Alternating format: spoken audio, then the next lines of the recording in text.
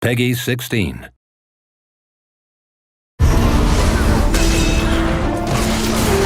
Hi adventurers, I'm Michael Clark, brand manager for Neverwinter, and I'm here to talk about the new changes coming to the game with our newest module, Jewel of the North. With Jewel of the North, we really set out with 3 core goals in mind: improve the early game experience, create a more cohesive and concise leveling journey, and build an exciting new class that all our players, new or returning, will enjoy.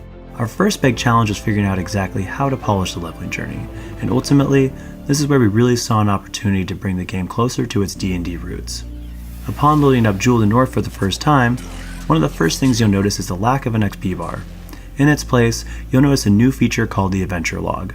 Instead of the traditional MMORPG model, where XP is gained from defeating individual enemies and completing quests, we've transitioned to a milestone leveling system. This is a system that's derived from D&D's 5th edition, and in the case of Neverwinter, our larger objectives are what we call adventures. There will be 6 large adventures and zones for you to complete and explore: Neverdeath Graveyard, Velosk, Ebon Downs, Icespire Peak, Chasm, and Whispering Caverns. Each of these areas have been fine-tuned to provide a concise narrative experience, and completing each one will gain a certain amount of levels. After completing all the adventures, you will reach our new maximum level of 20, and will then be ready to take on endgame level content. We've also added 2 new locations to Protector's Enclave that will be very important to your journey: the Adventurers Guild and the Training Room. The new Adventurers Guild houses all of the class and Paragon trainers in one convenient location. It'll also be where you go to learn all the new mechanics and game systems. The Training Room is exactly what it sounds like. This will be somewhere that players can visit to test out new abilities and builds using a vast array of modifiers to replicate different combat scenarios. Our final goal was to create a fun new class, which we think we accomplished with the Bard. The Bard is a support DPS hybrid class who uses the power of music to enhance their allies and defeat their enemies. And as one of the more popular D&D classes, we knew it would be a great fit for our game. In order to truly execute on the dream of playing a Bard, we've introduced a new mechanic called Performance Mode.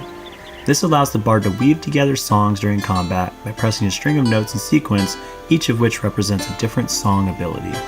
Think of it like the Ocarina in Zelda's Ocarina of Time. Be careful though, the Bard has a limited performance meter, so pay close attention to that during combat. While this feature will be limited to a certain set of notes in combat, you'll be able to enter free performance mode out of combat, which boosts your musical repertoire to include more octaves and semitones. Like the other classes in Neverwinter, you'll be able to choose from 2 Paragon paths at level 11, both of which change up your playstyle considerably. With the Bard, you'll get to choose between the swashbuckling Songblade and the more traditional healer support path, the Minstrel. The Songblade is all about mobility, style, and damage output. This deadly duelist is at their best when they're dashing in and out of combat, striking opponents' weak points, and buffing both themselves and allies with elemental damage. The Minstrel, on the other hand, is a mesmerizing performer whose bombastic ballads sweep the battlefield, either lifting allies or devastating enemies. With a much larger performance pool than the Songblade, the Minstrel acts as a more than capable healer for your party. This is all I have to share today, but you can look forward to experiencing all of these new changes when Jewel of the North launches on PC July 27th and on consoles later this fall. Until next time, adventurers.